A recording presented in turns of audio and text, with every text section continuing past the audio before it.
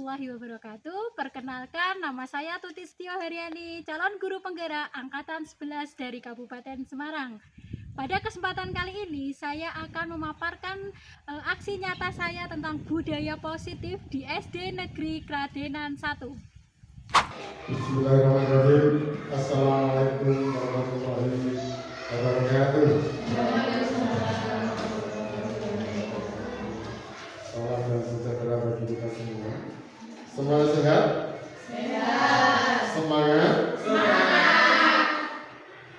Yang saya hormati Bapak Kepala Sekolah SD Negeri Kradenan 1, Bapak Ibu Suparjo.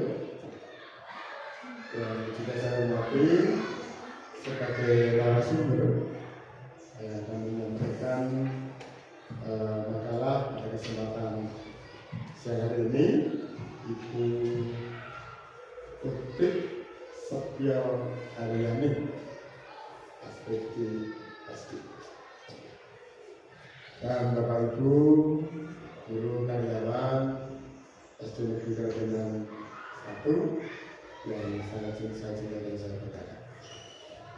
Pertama dan yang terutama, marilah tidak hentinya senantiasa kita panjatkan pujian puji syukur. Alhamdulillah, kehadirat Tuhan Yang Maha Kuasa. Kalau pada kesempatan pagi menjelang siang hari ini masih ditemukan dalam kondisi yang baik dan lebih bahagia. Bapak Ibu yang saya hormati, izinkanlah saya akan memandu acara aksi nyata diseminasi budaya positif yang akan disampaikan oleh Ibu Tuti Setio Haryani, SPDSD CGP Angkatan 11 tingkat Kabupaten Semarang. Yang pertama adalah pembukaan, selanjutnya kata atau sambutan dari Bapak Kepala Sekolah SD Negeri Kradenan 1, yang terhormat Bapak Edi Suparjo. Kemudian acara yang ketiga, inti acara penyampaian makalah tentang aksi nyata diseminasi budaya positif oleh narasumber. Yang keempat, lain-lain mungkin ada nanti tanya jawab dan sebagainya. Dan yang terakhir adalah penutup. Bapak Ibu yang saya hormati, kemudian acara untuk aksi nyata diseminasi budaya positif. Saya mau tanya berdiri dulu. Kita biar agak jelas tidak tegang. Kan ada kata pagi itu tokohnya satu. Kemudian kalau siang itu dua. Kalau malam tidak ada. Begitu ya? Contohnya pagi, siang. Nah, pagi siang, siang pagi, bisa gitu. Malam, gitu ya. Jadi malam itu tidak berbunyi karena sudah tidur. Kita mulai. Pagi, siang, pagi siang, siang pagi, malam, malam, pagi, malam, siang, pagi, malam. Terima kasih. Kita akan dulu. Tidur kesiangan. Terima kasih untuk pada kesempatan hari ini kita akan buka bersama dengan bacaan basmalah. Selanjutnya sambutan dari Bapak Edi Suparjo selaku Kepala Sekolah di Kradenan 1 kepada beliau.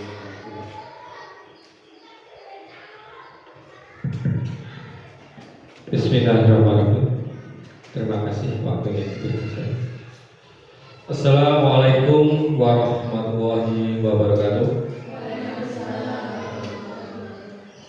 Yang saya hormati Bu Tuti Setio Haryani, SPD SD selaku CGP Angkatan 11 Yang saya hormati Bapak Ibu Guru SD Negeri Kerajinan 1, yang saya hormati karyawan admin untuk SD Negeri Kerajinan 1. Yang pertama dan utama, marilah kita panjatkan bersyukur kepada Allah Subhanahu wa Ta'ala, yang mana pada pagi menjelang siang hari ini kita semua masih diberi banyak kenikmatan, di antara nikmat sehat, sempat, sehingga bisa melaksanakan kegiatan yang dilaksanakan oleh Bu Tuti untuk kegiatan aksi nyata diseminasi budaya positif yang mana dilaksanakan pada pagi menjelang siang ini. Dan tak lupa saya ucapkan banyak terima kasih atas kehadirannya, supaya dalam kegiatan aksi nyata Bu Tuti nanti supaya berjalan baik, lancar, tidak ada halangan suatu apapun.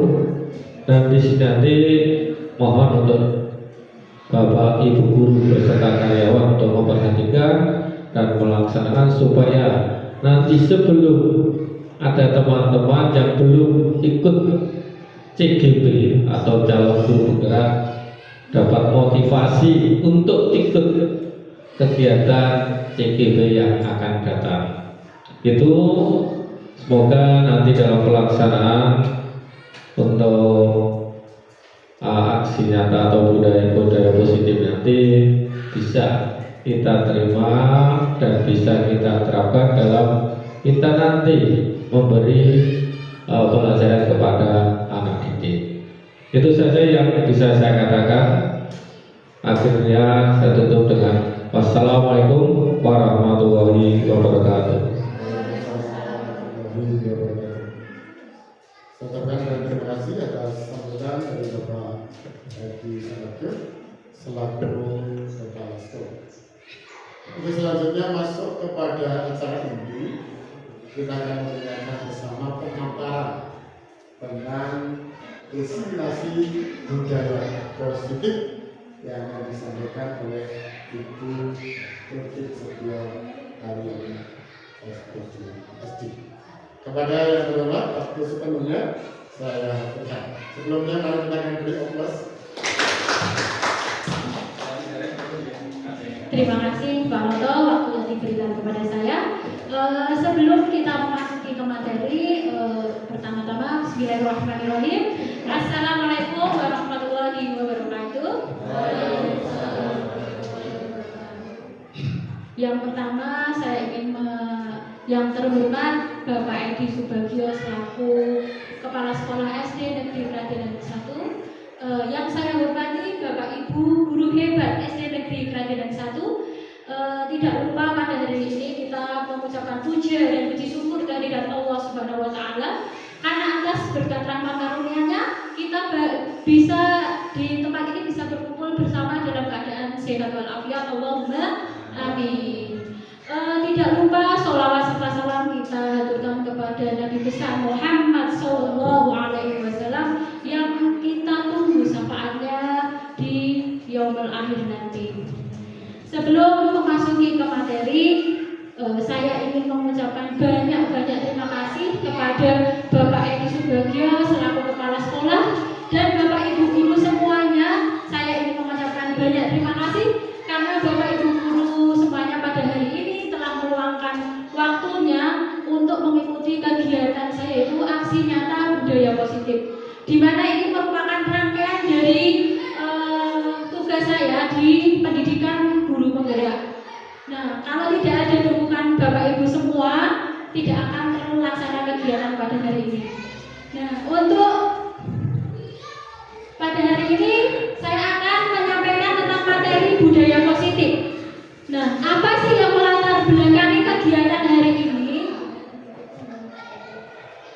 Latar belakang dari kegiatan hari ini adalah CGV dapat menyampaikan pembelajaran dari penerapan konsep inti dari modul budaya positif serta pemahaman mereka mengenai konsep-konsep inti dalam budaya positif. Jadi latar belakang kegiatan hari ini tuh kita disuruh menerapkan konsep inti dari modul budaya positif dan seberapa sih pemahaman kita tentang budaya positif. Nah, sebelum kita memasuki acara, biar tidak tegang, kita melakukan speaking dulu ya Bapak Ibu Guru supaya dan lemes dan tambah semangat. Pokoknya tegang apik. Saya mohon Bapak Ibu Guru berdiri terlebih dahulu. Kalau ya Pak ya jadi cek SD dan kamu. Nah, oke. Berdiri Pak. Orangnya. Nah di sini saya akan mempunyai speaking yaitu seperti ini. Kanan kanan kanan, kiri kiri kiri, kanan kiri saya sudah tahu. Atas atas atas, bawah bawah bawah, atas bawah saya sudah tahu. Itu ya pasti seperti itu. Tapi sambil dinyanyikan ya Bapak Ibu biar menambah semangat kita untuk melaksanakan kegiatan pada hari ini. Saya hitung 1 sampai 3 ya. 1, 2, 3. Kanan kanan kanan, kiri kiri kiri, kanan kiri saya sudah tahu. Atas atas atas, bawah bawah bawah, atas bawah saya sudah tahu. Depan depan depan, belakang belakang belakang, depan belakang saya sudah tahu. Terima kasih atas perhatian Bapak Ibu Guru ya Pak di SD Negeri Kalian 1. Silahkan cukup lagi Bapak Ibu. Nah di sini dalam budaya positif, materi budaya positif ini, seorang guru yang baik itu harus memiliki kemampuan dalam mewujudkan budaya positif di sekolah. Nah, yang termasuk budaya positif itu apa saja sih yang termasuk budaya positif? Nah, di sini nanti budaya positif itu ada yang dinamakan disiplin positif, ada teori motivasi, hukuman dan penghargaan, serta restitusi, ada juga yang dinamakan keyakinan kelas, ada kebutuhan dasar manusia, ada 5 posisi kontrol, dan ada segitiga restitusi. Nah, yang pertama yaitu tentang disiplin positif. Setelah mendengarkan kata disiplin, apa sih yang ada di benak Bapak Ibu Guru itu? Apa sih sebenarnya disiplin itu menurut Bapak Ibu? Disiplin aja. Mungkin ada yang bisa membantu saya menjawab disiplin. Apa? Disiplin. Disiplin secara etimologi berasal dari bahasa Inggris. Disiplin artinya menganut, nurut ataupun taat. Sehingga bisa dijabarkan disiplin adalah suatu norma yang kita yakini dan kita ikuti, di mana norma tersebut adalah norma-norma yang dianggap baik. Di situ arti dari disiplin. Boleh, mungkin ada yang ingin menambahkan lagi apa itu arti kata disiplin? Mungkin Bu Linda bisa membantu saya? Ya, terima kasih. Tidak berbeda jauh dengan apa yang sudah dipaparkan Pak Ruki tadi, bahwa disiplin itu sendiri menurut saya adalah sebuah keyakinan dari dalam diri untuk melakukan sesuatu secara konsisten dan terus menerus. Terima kasih. Oke, terima kasih Bu Linda. Nah, betul sekali apa yang dikatakan oleh Bu Linda dan Pak Ruki. Disiplin positif merupakan suatu cara penerapan disiplin yang mengajarkan anak bertanggung jawab dan menumbuhkan kesadaran diri berdasarkan nilai-nilai kebajikan. Nah, sedangkan nilai-nilai kebajikan itu apa sih nilai-nilai kebajikan? Yang termasuk nilai-nilai kebajikan itu apa saja? Nah, nih nilai-nilai kebajikan itu yaitu yang ada dalam profil pelajar Pancasila itu seperti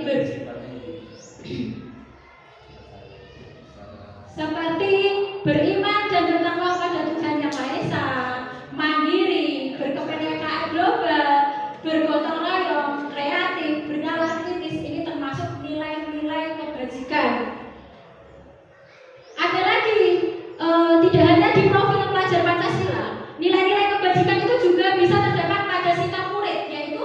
yang bisa menunjukkan nilai kebajikan itu seperti toleransi, rasa hormat, integritas, mandiri, bertanggung jawab, disiplin, dan yang lain sebagainya seperti kebersihan dan yang lainnya itu juga termasuk nilai-nilai kebajikan. Intinya nilai-nilai positif dari diri murid atau siswa itu merupakan nilai-nilai kebajikan.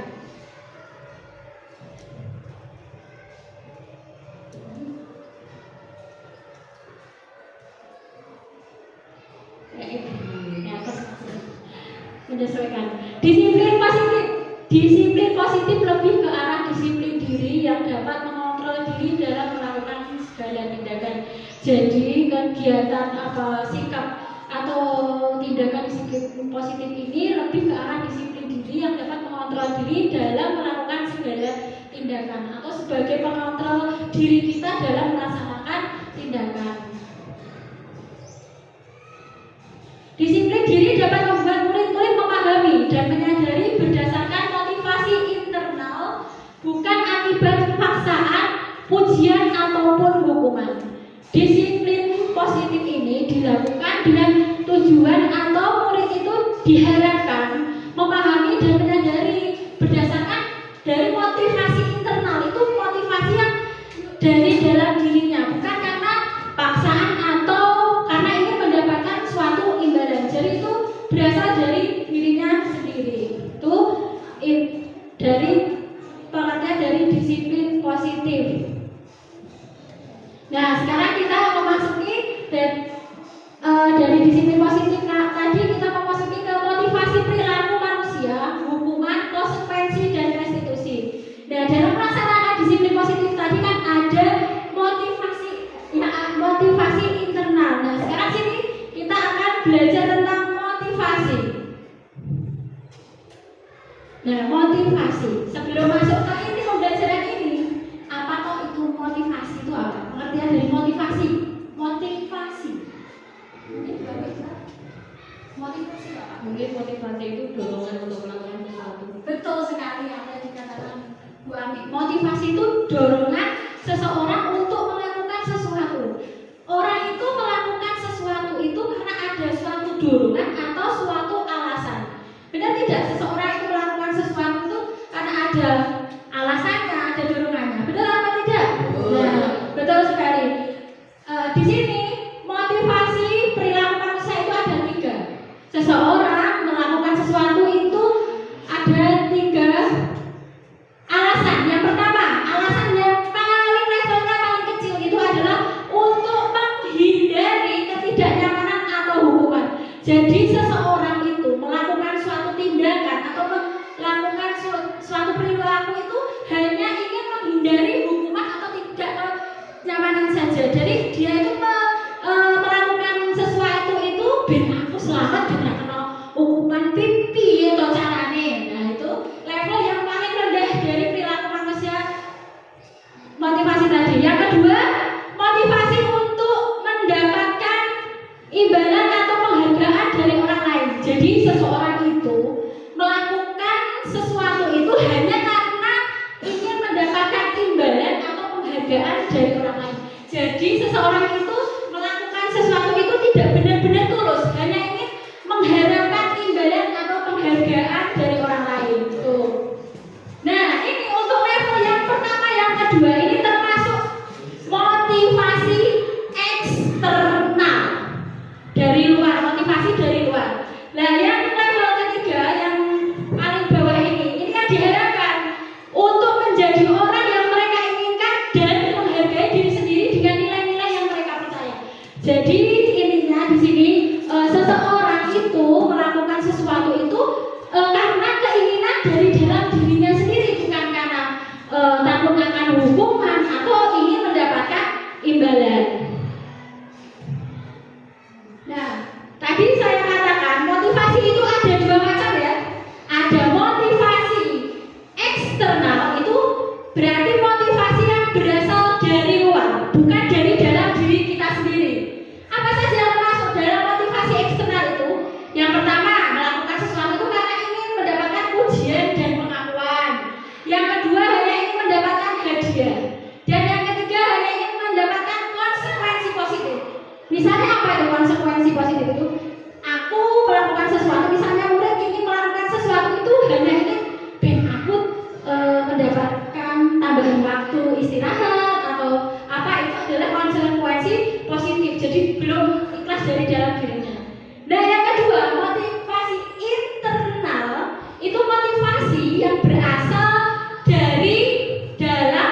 diri seseorang. Jadi seseorang itu melakukan suatu kegiatan atau suatu tindakan itu karena benar-benar pure motivasi dari dalam dirinya, karena merupakan tanggung jawab pribadinya. Misalnya, oh aku ki melakukan, misalnya yang paling mudah tuh sholat itu kewajiban, berarti merupakan tanggung jawab pribadi kan, itu untuk diri kita sendiri, bukan pengen di apa sanjung, pengen mendapatkan penghargaan atau yang lainnya. Yang kedua, motivasi internal yaitu keinginan untuk belajar. Keinginan untuk belajar. Saya di sini motivasi seseorang dalam keinginan untuk belajar itu benar-benar, misalnya saya itu belajar ini asli dari dalam diri saya ingin bisa, bukan karena ingin mendapatkan ujian atau mendapatkan hadiah. Dan yang ketiga, melakukan motivasi internal yaitu kepuasan dari mencapai sebuah tujuan. Nah, di sini dalam disiplin positif, guru berusaha mengarahkan siswa untuk lebih mengandalkan motivasi internal sambil tetap menggunakan motivasi eksternal sebagai alat bantu yang mendukung pengembangan disiplin diri. Kalau saya sepakat dengan ini, seorang guru itu dituntut mengarahkan atau memotivasi muridnya itu melakukan sesuatu itu dari motivasi internal dari dalam dirinya.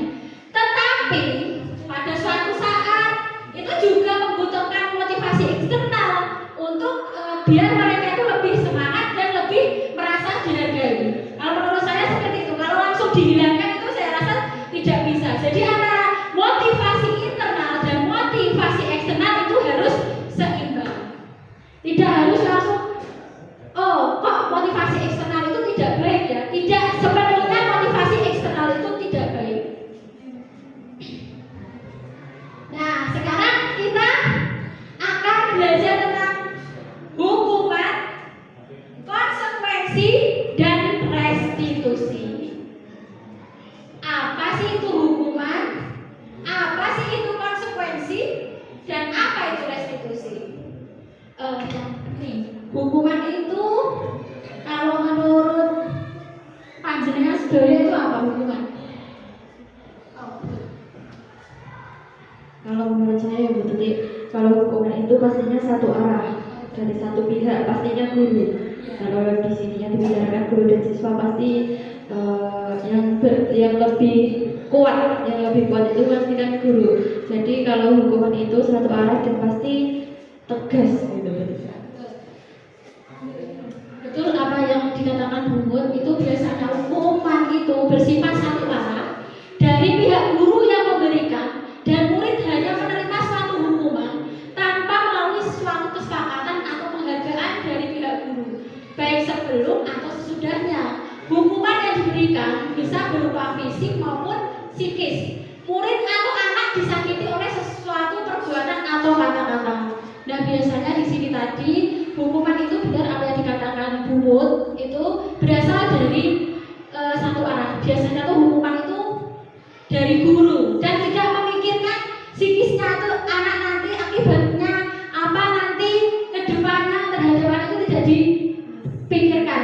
Nah, di sini saya juga pernah mendapatkan hukuman ya di SD, dulu pernah juga nakal ya. Nah, sampai sekarang pun tetap mengatur kelingan karena rasanya pas dihukum itu rasanya isinnya orang lali atau saiki, kasarnya seperti itu. Nah,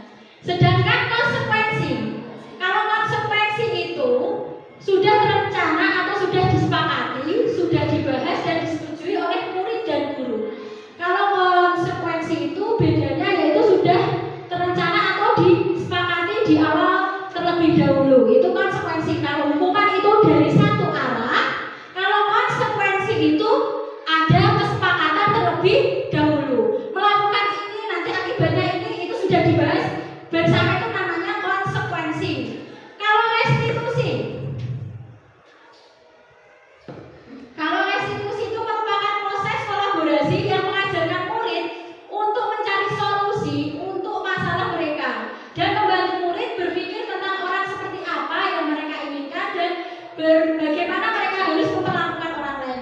Kalau menurut saya itu restitusi itu kayak win-win solution, diberi mencari solusi bersama, tidak hanya satu pihak, begitu kalau menurut saya ya. Nah, ini untuk memahami materi tentang hukuman dan konsekuensi. Coba ya Bapak Ibu guru perhatikan di sini. Ini nanti panjenengan angkatan 1 itu jika jawabannya konsekuensi. Angkatan 2 itu berarti jawabannya hukuman, oke? Nah, di sini ada suatu nih anak disuruh, masalah ini ada sebuah permasalahan itu lari mengelilingi lapangan basket 2 kali karena terlambat dari sekolah. Ini apa? Konsekuensi atau hukuman?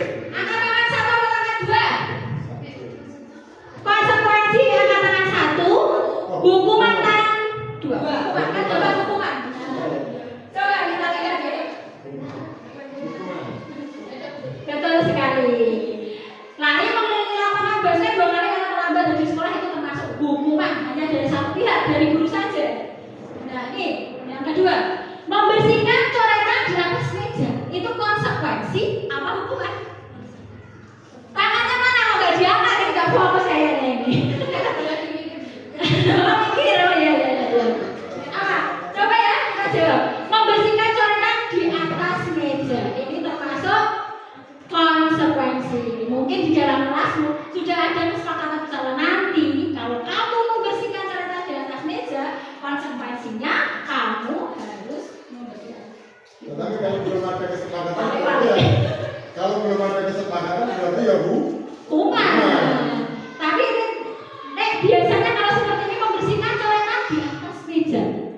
kan misalnya belum ada kesepakatan. Oh iya. Kan anak kan bisa saja datang atau anak-anak kecil misalnya datang nyoret-nyoret begitu kan, tentunya dari guru yang memerintah harus dibersihkan kan.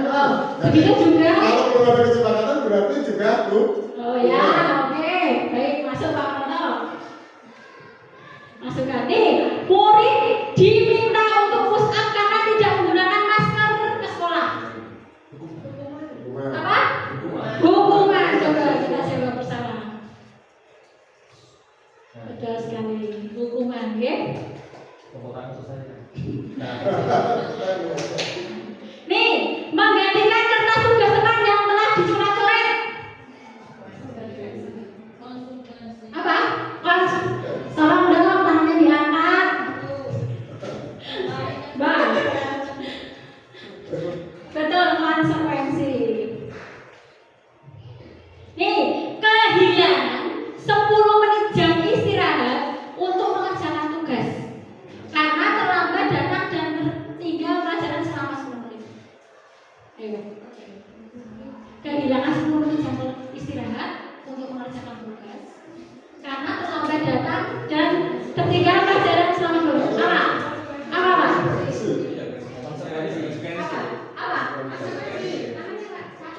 Coba, saya mau lihat.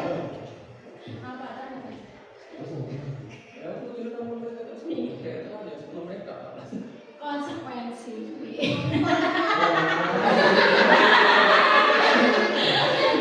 Grafika. Mana ngomong-ngomong? Grafika. Luar biasa. Ini tadi tentang pemahaman tentang konsekuensi dan hukuman. Tepuk tangan buat Bapak Ibu guru yang selanjutnya kita akan belajar poin yang selanjutnya yang ketiga tentang keyakinan kelas. Nah, di sini keyakinan kelas adalah prinsip-prinsip atau aturan yang disepakati bersama oleh siswa dan guru dalam suatu kelas untuk menciptakan lingkungan belajar yang positif, aman, dan kondusif. Keyakinan kelas ini biasanya dirancang secara kolaboratif, melibatkan siswa dalam proses pembuatannya sehingga mereka merasa memiliki dan bertanggung jawab untuk mematuhinya. Nah, di sini keyakinan kelas biasanya itu dibuat sebelum pembelajaran. Untuk apa tujuannya? Biar pembelajaran itu lebih kondusif. Nah, terus keyakinan kelas ini juga dibuat secara bersama-sama dengan murid atau siswa. Kolaborasi antara guru dan siswa dalam pembuatan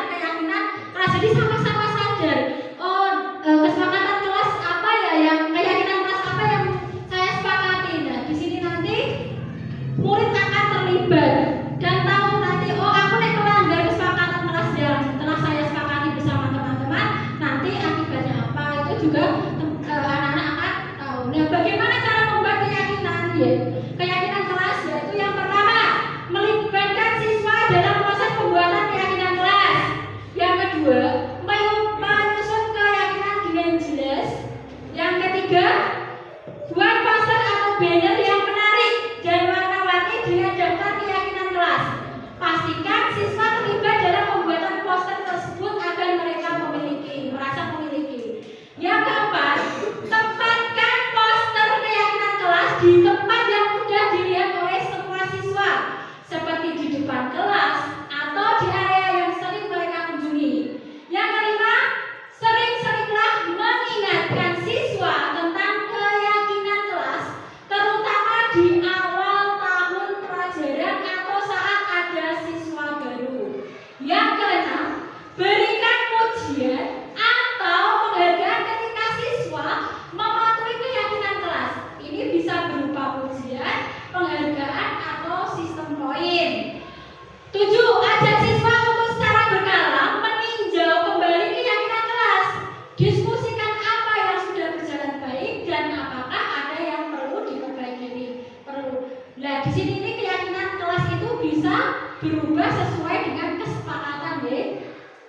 Terus yang kedelapan, jika ada keyakinan yang tidak efektif, revisi bersama dengan siswa untuk membuat aturan yang lebih sesuai.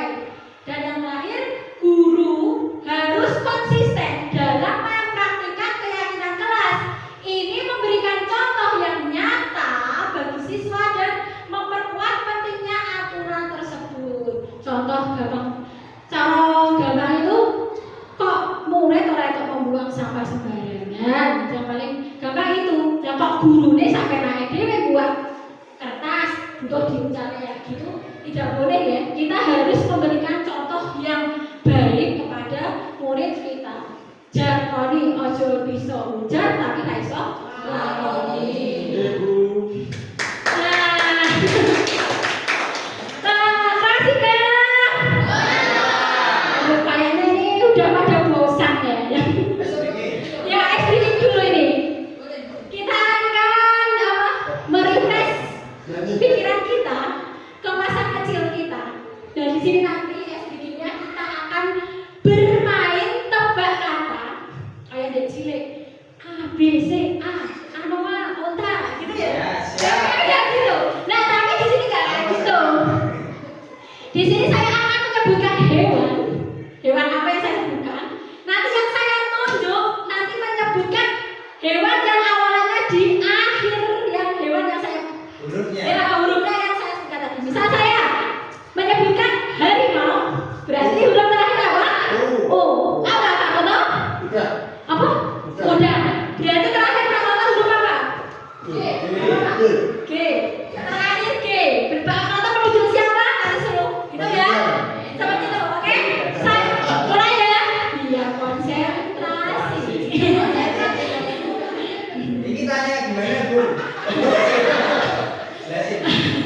Ya, nanti bisa sih. Ini saya menyebutkan hewan kuda.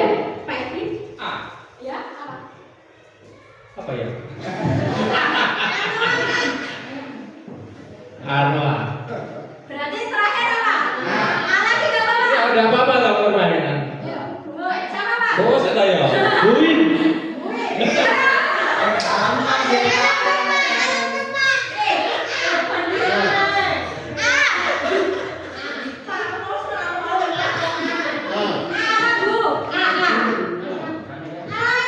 Oke, ayam. Berarti akhir huruf akhirnya apa, Bu? Oke, apa, Bu? Merpati. Merpati aja. Terus I. Ini siapa, Bu? Mbak Kani. Apa? Ikan. Huruf terakhir apa, Mbak Rani? N. Menunjuk siapa? Nggak maksudnya. Huruf terakhir apa, Bu? A. Menunjuk siapa? Desi. Apa, Bu? Angsa. Angsa. Dewi apa lagi? Kayaknya di sini hobinya itu yang awal-awal gitu. Menunjuk siapa, Bu? Bumut. Oke, ini bumut, iwut-iwut.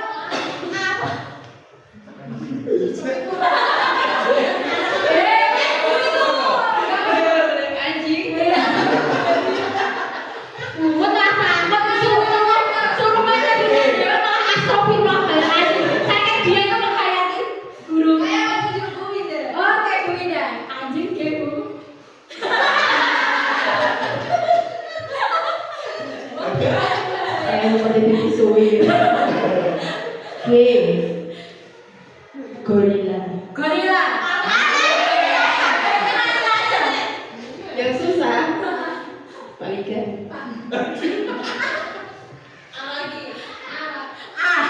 Aduh, mumet. Sampai A bisa. Alat-alat. Apalah. SP.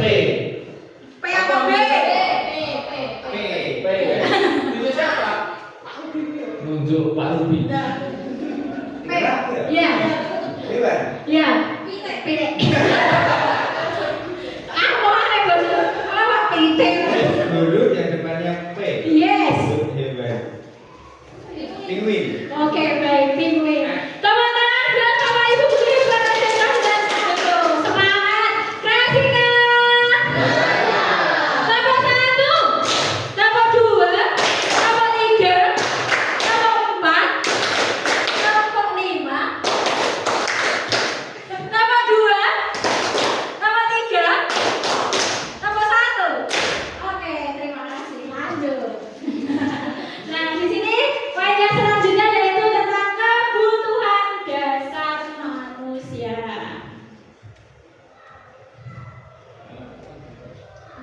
Ini ada sebuah pernyataan ketika seorang murid melakukan suatu perbuatan yang bertentangan dengan nilai-nilai kebajikan atau melanggar sebenarnya dikarenakan mereka itu gagal memenuhi kebutuhan dasar mereka. Ini nilai-nilai kebajikan tadi apa sih? Contohnya apa, Mbak Nani? Nilai-nilai kebajikan. Contohnya. Disiplin. Nah, betul. Disiplin, mandiri, itu nilai-nilai kebajikan, ya, tanggung jawab dan lain-lain. Nah, itu seseorang itu melakukan perbuatan yang bertentangan dengan, jika seseorang itu melakukan perbuatan yang bertentangan dengan nilai-nilai kebajikan, biasanya itu dikarenakan mereka itu gagal memenuhi kebutuhan dasar mereka. Apa sih yang termasuk dalam kebutuhan dasar itu? Pengakuan. Yang pertama yaitu bertahan hidup. Yang kedua ini asik, ini apa? Geser ya. Yang pertama bertahan hidup. Yang kedua kasih sayang dan rasa diterima. Yang keempat yang ketiga penguasaan, yang keempat kebebasan, dan yang terakhir adalah kesenangan. Nah, ini jika kebutuhan dasar manusia ini salah satunya ada yang tidak terpenuhi, ini biasanya ini akan melenceng dari nilai-nilai kebajikan tadi, ya. Nah, kelima dasar kebutuhan tadi yang pertama adalah kebutuhan bertahan hidup. Kebutuhan bertahan hidup yaitu kebutuhan yang mempengaruhi nyawa seseorang. Contohnya apa? Kebutuhan bertahan hidup adalah makanan, minuman, rumah, pendidikan, hingga rasa aman. Ini termasuk dalam kebutuhan untuk bertahan hidup. Yang kedua, kebutuhan kasih sayang dan rasa diterima. Itu yang termasuk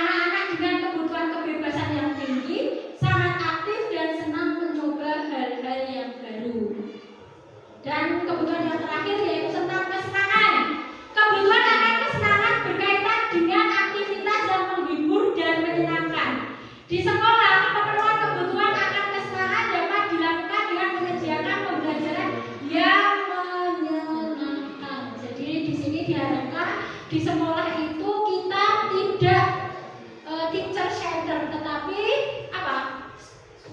Student center, menciptakan pembelajaran yang menyenangkan.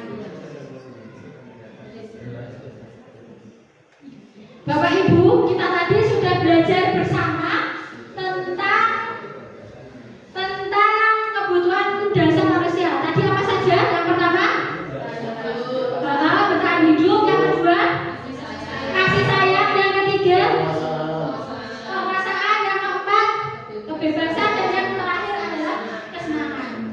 Nah, ini coba kita, ini ada studi kasus kita. Nih. Ibu Zuleka, nih, guru wali kelas 9A, sedang bingung menghadapi ulah salah satu murid di kelasnya, yaitu Tommy. Tommy. Beberapa anak telah mengeluhkan Tommy yang seringkali meminta bekal makanan siang mereka dengan paksa. Jika Anda menghadapi situasi seperti Ibu Zuleka, apa yang akan Anda lakukan?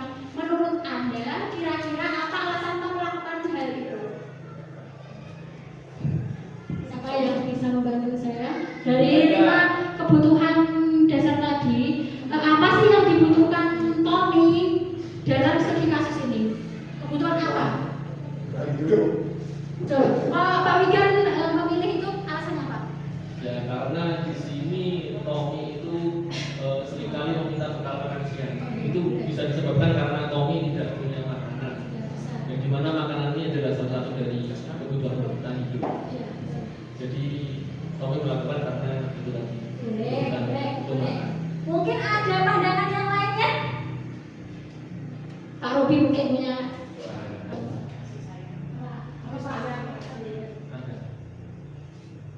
Ibu Zuleka, guru wali kelas 9, sedang bingung menghadapi ulah salah satu murid di kelas itu Tommy. Beberapa anak telah mengeluhkan Tommy yang sering meminta bekal makan siang mereka dengan paksa. Jika Anda menghadapi situasi seperti Ibu Zuleka, apa yang akan Anda lakukan?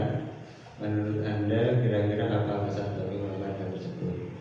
Untuk jawaban yang pertama, apa yang Anda lakukan? Tentunya mungkin melaksanakan klarifikasi dulu.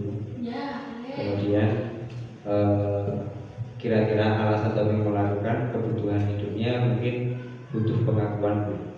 Kita kan tidak tahu dulu alasannya apa. Mungkin saya kalau berasumsi pengakuan di situ menjadi jawaban saya atas kasus yang terjadi. Jadi Pak Wi, apa? Butuh pengakuan. Mungkin ada masukan yang lain? Oke, Bu Mi. Bu Zulaika pastinya juga akan menanyai Tommy terlebih dahulu kenapa dia melakukan hal tersebut, dan Tommy meminta bekal makan siang teman-temannya karena mungkin dia sendiri tidak bawa, karena mungkin kurang kasih sayang dari orang tuanya, jadi kasih sayang.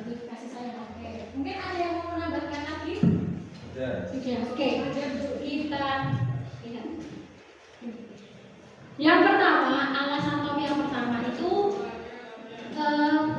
karena dia lapar dan orang tuanya tidak membawakan bekal makan siang, maka kebutuhan dasar yang sedang berusaha dipenuhi adalah kebutuhan untuk bertahan hidup. Jadi di sini dari pernyataan ini, kenapa Tommy tadi melakukan perbuatan itu atau tindakan itu karena dia ingin bertahan hidup. Boleh seperti Pak Wika tadi. Nih, yang alasan yang kedua, Tommy melakukan itu karena ia merasa senang karena temannya jadi memperhatikan dia. Tidak, karena dia usil, jadi temannya memperhatikan dia. Ketika temannya melakukan tindakannya itu kepada gurunya akan melaporkan kepada orang tuanya, sehingga orang tuanya jadi memperhatikan dia. Dan akhirnya, maka kebutuhan dasar yang sedang dipenuhi Tommy adalah kebutuhan akan kasih sayang dan rasa diterima. Jadi dari analisis kasus ini kita itu melihatnya dari sudut pandang mana, itu benar semuanya. Terus alasan yang ketiga itu karena jadi takut dengan dia dan menuruti keinginannya. Maka kebutuhan Tommy sedang berusaha memenuhi kebutuhan dasarnya akan kekuasaan. Ya, teman-teman. Nah, Seperti yang di atas. terus yang keempat, boleh juga karena dia merasa bosan dengan bekal makanannya, dikai bekal mie terus yang dibawakan ibunya dari rumah karena ibunya selalu membawakan bekal yang sama. Oleh karena itu dia ingin mencoba makanan beraneka ragam, maka Tommy sedang berusaha memenuhi kebutuhannya akan kebebasan. Dan yang kelima, boleh juga seperti ini karena ia melakukannya karena iseng saja dan ia menikmati ekspresi wajah teman-temannya yang kesal karena diambil makanannya dan menurut dia ekspresi teman-temannya itu lucu. Maka berarti Tommy sedang berusaha memenuhi kebutuhannya akan kesenangan. Jadi sudut pandang Bapak Ibu guru itu tidak ada yang salah. Tinggal kita melihatnya dari sisi sebelah mana. Yang selanjutnya tentang posisi kontrol restitusi. Restitusi itu apa toh? Bisa ada yang menjawab? Tidak. Tidak Pak. Tidak. Oke. Lanjut. Apa Bu restitusi itu Bu? Tidak tahu. Tidak tahu. Belum Oke. tahu. Oke, yuk kita belajar bersama guys. Oke. Restitusi dalam konteks budaya positif adalah pendekatan untuk menangani kesalahan atau pelanggaran perilaku dengan cara yang mengedepankan pemulihan hubungan dan perbaikan diri daripada sekedar memberikan hukuman. Restitusi bertujuan untuk membantu siswa mengalami dampak dari tindakan mereka dan memberikan kesempatan untuk memperbaiki kesalahan tersebut dengan cara yang konstruktif. Konstruktif. Pak, minum dulu. Nah, di sini kita menjadi seorang guru itu ada 5 posisi kontrol restitusi. Nah, apa saja sih 5 posisi kontrol restitusi itu? Yang pertama, guru sebagai penghukum. Yang kedua, guru sebagai pembuat merasa bersalah. Yang ketiga, guru sebagai teman. Yang keempat, guru sebagai pemantau. Dan yang kelima adalah guru sebagai manajer. Nah, ini posisi guru sebagai penghukum. Gimana sih kok guru itu dianggap sebagai penghukum? Guru yang mengambil posisi ini cenderung menggunakan hukuman fisik atau verbal. Mereka sering mengancam dan menekan murid dengan pernyataan seperti "patuhi aturan saya" atau "awas". Sikap ini dapat membuat murid merasa marah dan mungkin bersikap agresif. Ciri-ciri guru sebagai penghukum. Yang kedua, pembuat merasa bersalah. Guru yang mengambil posisi ini berbicara dengan lembut, tetapi mencoba membuat murid merasa bersalah. Mereka mungkin berkata, "Ibu sangat kecewa sekali dengan kamu." Murid yang berada di bawah kendali pembuat merasa bersalah ini akan merasa rendah diri dan tidak berharga. Yang ketiga, posisi kontrol yang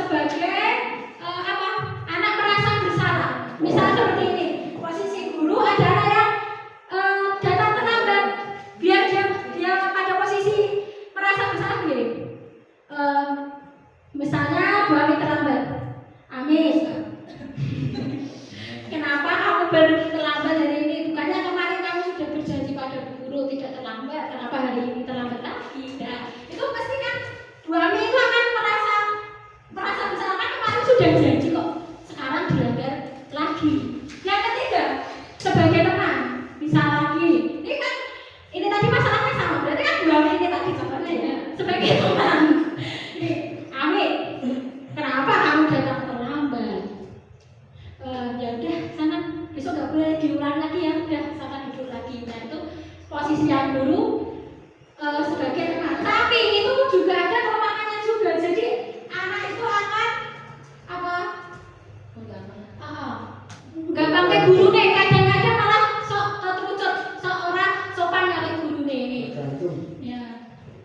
Terus yang selanjutnya sebagai pemantau, sama-sama tadi masalahnya yaitu anak datang terlambat ya. Nah, posisi kita sebagai guru kalau sebagai pemantau bagaimana? Ini kalau sebagai pemantau ini biasanya itu sudah ada kesepakatan di awal pembelajaran. Nanti kalau kamu datang terlambat itu ada konsekuensinya, sudah disepakati bersama gitu. Kalau itu posisi guru sebagai pemantau. Misalnya, Ami, kamu datang terlambat, tahu kan konsekuensinya apa? Nah itu guru, posisi guru sebagai pemantau. Oh ya itu, nah itu sebagai yang selanjutnya sebagai manajer. Nah ini yang diharapkan seorang guru itu bisa posisi kontrolnya bisa sebagai seorang manajer. Misal tadi ada muridnya yang datang terlambat, dipanggil, ditanyai baik-baik. Mungkin dia kok bisa terlambat itu mungkin ada alasannya. Nah di situ nanti kita cari win-win solutionnya dari permasalahan itu. Bisa dipahami Bapak Ibu tentang posisi kontrol guru sebagai penghukum, sebagai merasa bersalah, yang ketiga sebagai teman, yang keempat sebagai pemantau, dan yang terakhir sebagai manajer. Nah ini yang kita nih. Di antara kelima posisi kontrol tersebut sebaiknya seorang guru menggunakan posisi kontrol sebagai seorang manajer. Tadi saya katakan yang diharapkan kalau bisa toh ketok yo mutang nek lagi pas tanggal tuh mereka yo kayak pemarah betul gak? Niku kula sampai sini. Nah, iya saya.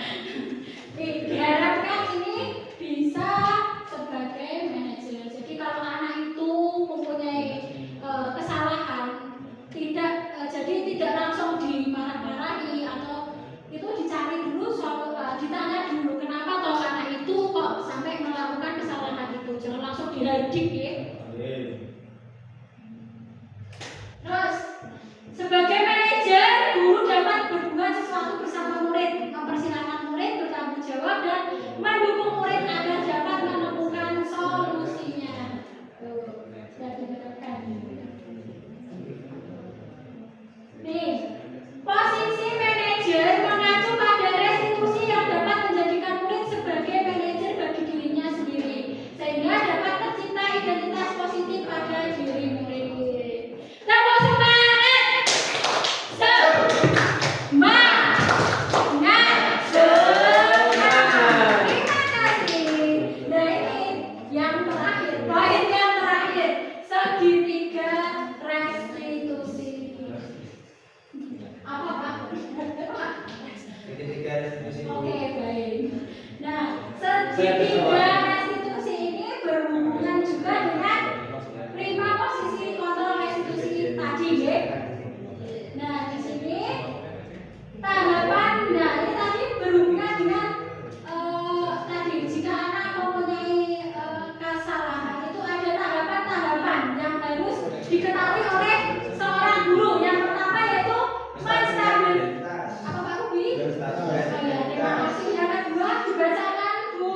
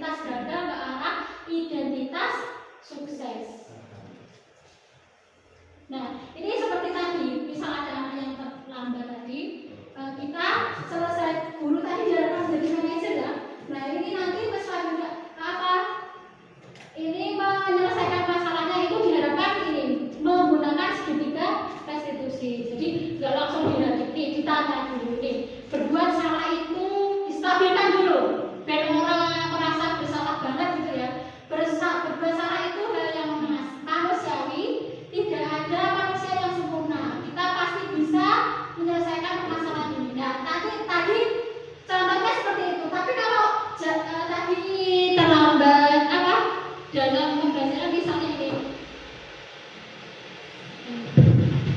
Pasang lagi. Kembali ke kamar.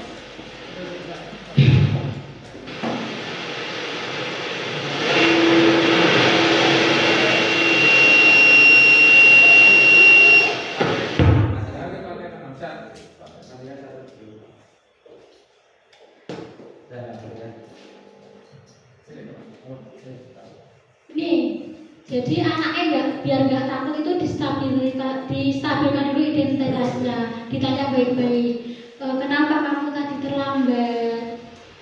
Berbuat kesalahan itu tadi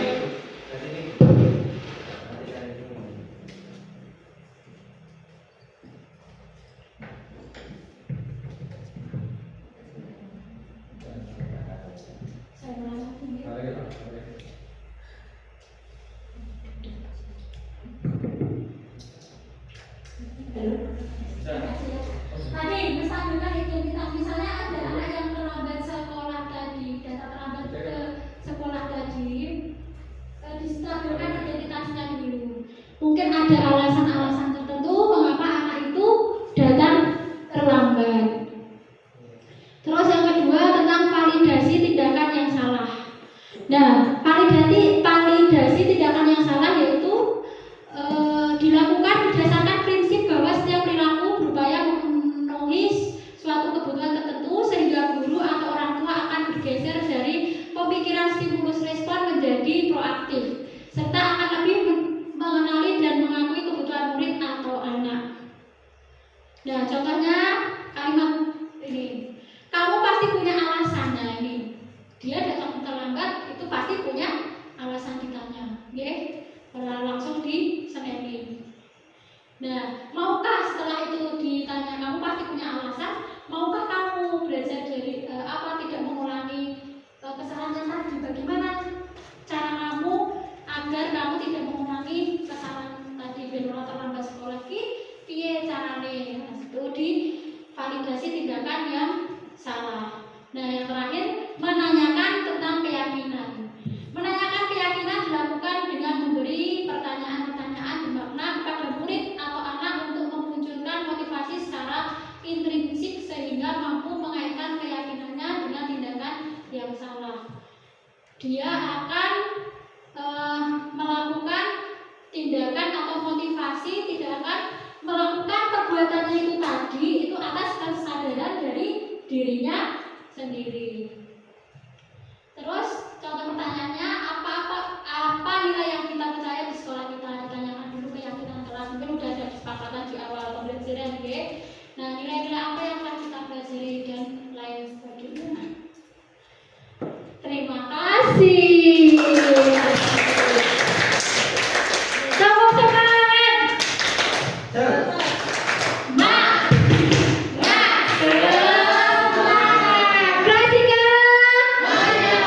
Saya ucapkan banyak terima kasih kepada Bapak Ibu guru semua atas pemaparan saya tadi. Semoga pemaparan saya tadi bisa bermanfaat bagi kita semuanya. Billahi taufiq wal hidayah. Wassalamualaikum warahmatullahi wabarakatuh. Ada sebuah pantun nanti juga cakep gitu ya. Jalan-jalan ke toko butik. Di toko butik kita membeli kain bermotif. Demikian penjelasan kain butik yang menjelaskan budaya positif.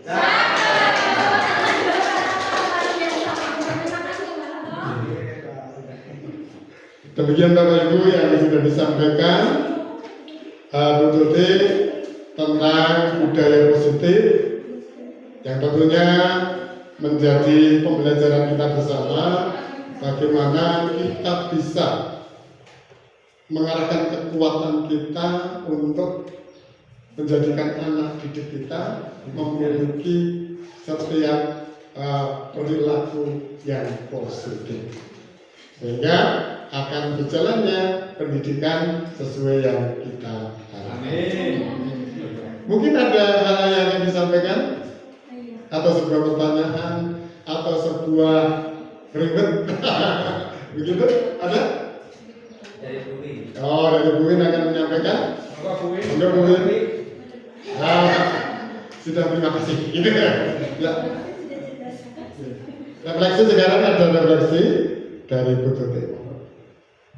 Dari pemaparan saya tadi mungkin ada refleksi atau masukan untuk saya untuk kedepannya untuk melakukan pembelajaran yang lebih baik. Mungkin ada Bapak Ibu yang mau memberi masukan kepada saya untuk kegiatan kita pada hari ini.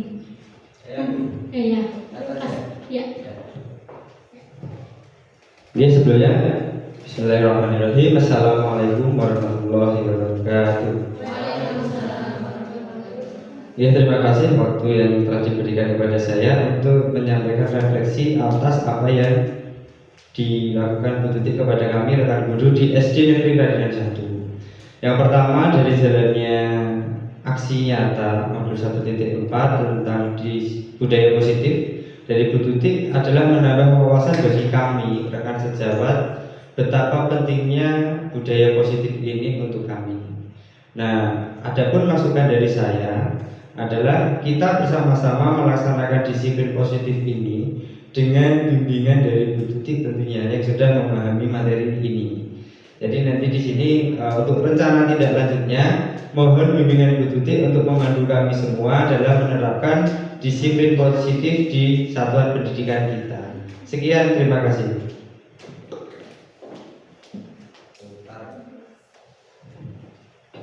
Terima kasih refleksi yang diberikan Pak Ruby kepada saya. Insya Allah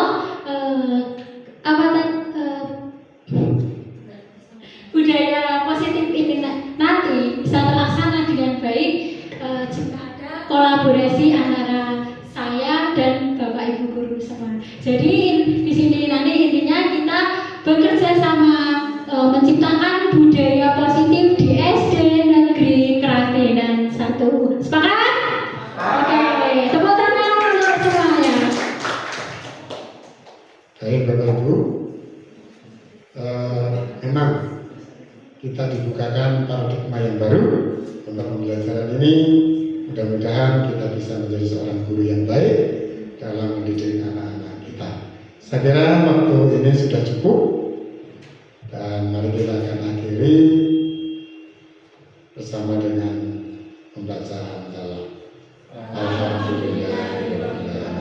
Saya yang sebagai pemandu acara